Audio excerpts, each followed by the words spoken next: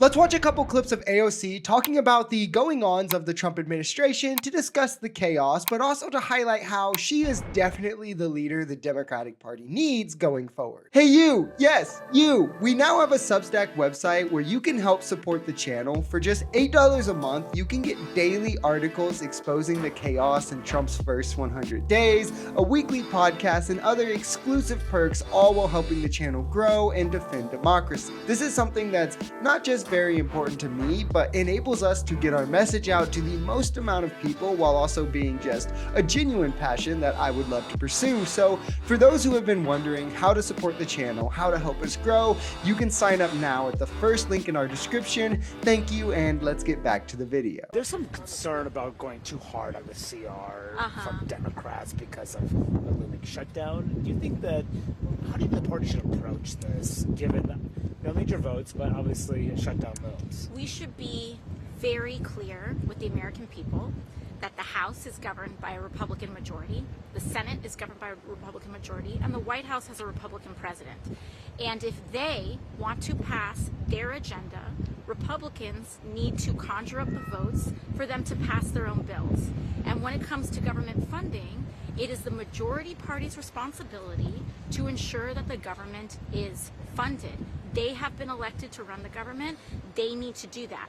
And if they think that they're going to rely on Democrats to give them the votes while Elon Musk and Donald Trump are tearing up the very foundations of the federal government and abolishing the Department of Education, if they think that they're going to do that with a Democratic vote, I've got a bridge to sell them. And this is exactly true. Republicans talk about being given a mandate to lead, but now they want to blame the minority party, the Democrats, anytime they're unable to do something effectively. Is that what leadership is? I don't think so. And the problem is, Republicans know they have no chance of passing their insane positions into law when they need multiple Democratic senators to have the 60 votes necessary. So they want to try and force their hand by putting it in the spending bills and then saying, aha, if Democrats don't pass it, they're shutting down the government.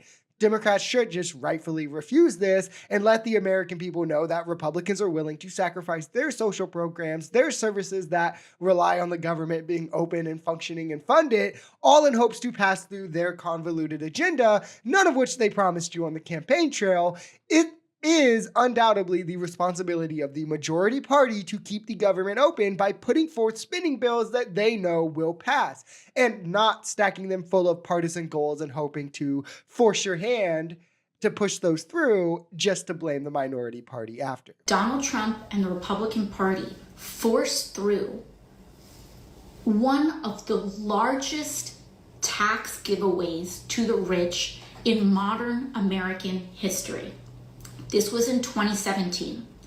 We are talking about grotesque levels of tax cuts that they issued at that time.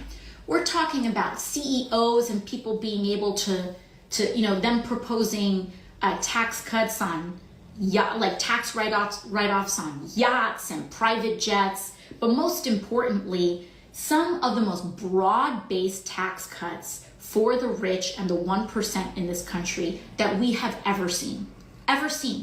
That happened in 2017. So why is that important to today? Those tax cuts had a sunset period, and that sunset period occurs in 2025. This is important, and we'll talk more about the exact cost after the next clip, but these tax cuts cost trillions of dollars, which do have to be funded somehow, which is why they're looking to destroy these crucial agencies to take the money to help do so. It kills two birds with one stone. It allows them and their donors to further rip off the working class. It gets the agencies off Elon's company's backs, to help pay for the $250 million that he gave Trump to get him elected. And it also funds close to the $4 trillion tax cuts. Because remember, guys, we can't afford $1 million in USAID to a country that benefits us when they become a trade partner instead of an aid recipient, but we can afford $4 trillion to billionaires that never once has ever trickled down.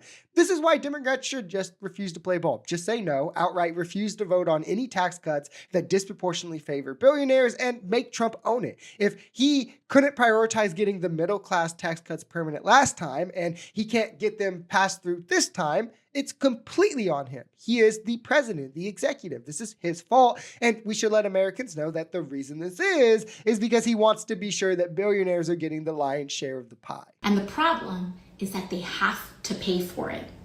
They have to pay for it. These tax cuts are to the tune, the cost of these tax cuts are to the tune of about $4 trillion. $4 trillion. And so if the US federal government is about to, if these tax cuts for the wealthiest people are going to expire this year, and if those tax cuts are set to expire, and in order to extend them, you need to find $4 trillion, well, where do you look? Because historically, in this country, when you need to pay for something, you pay for it with taxes. And other small, other kind of alternative forms of revenue sources as well.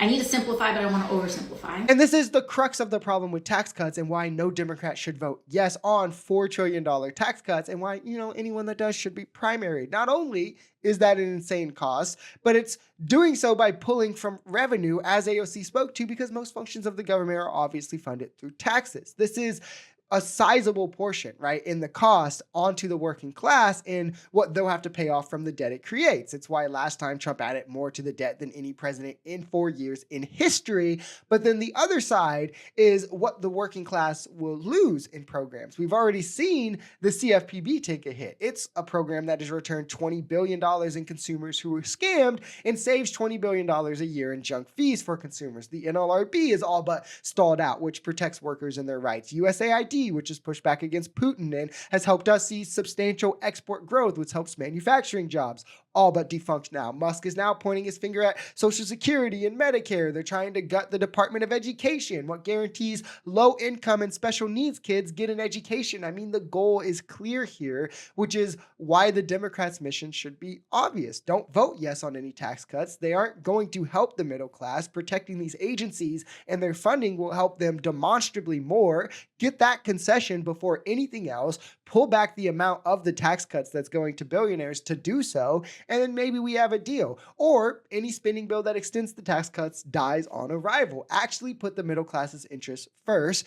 Do not let this piece of the agenda pass, and hope to, at worst, you win in 2028 and we can write a fair tax code then. The average person is going to have a minimal tax increase. It's going to be a couple $100 more, right? I guarantee that the people who pay $100 more, a few $100 more on taxes, will appreciate still having Social Security, Medicaid, Medicare be around, the Department of Education be around for their children, the CFPB, all these crucial programs that are for their best interests, rather than having them defund it because now you get $200 extra at the end of the year. Have fun, because that won't even pay your rent.